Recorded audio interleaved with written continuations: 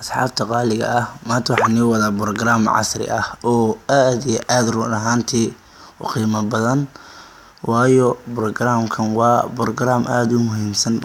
Waayo waxa la lahaa waa habeenkii marka dadku telefoonka isticmaalayaan qaar ba bulshada indhaha xanuunaan macnaha leerka iftiinka markii la weynaysiiyo camal indhaha xunna.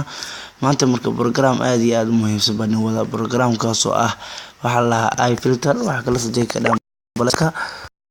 Play Store ayaan hadir galiyaa, waxaan ku qorayaa Play Store kan galiyaa. Programka aad iyo aad buu muhiimsan yahay waliba dadka habeenkii isticmaala iftiinku indhaha uu ka qabto way waxa qoraysaa programka eye filter ay qortaa waa ka hore ka soo qabanaya ku dhufanaysaa waa ka eye filter blue waa ku qoran asxaabta oo jeedaan waxa ku dhufanaysaa install baa idinku dhahanaysaa laga in baraanku jooga install baa dhahanaysaa. Cashirkan waa aad iyo aad run ahaantii u muhiimsan.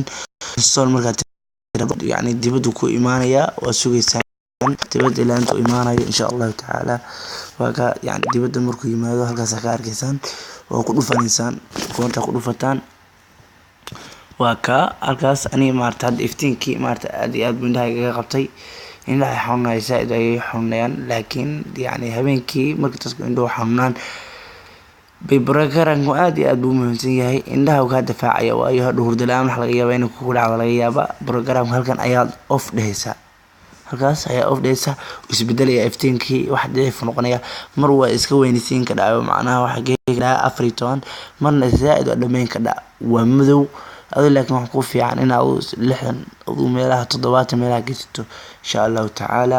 waana ka programkii waxaan ku heli waxa hoos ayaad ku heli doontaan description-ka ayaad ku heli doontaan insha Allah taala.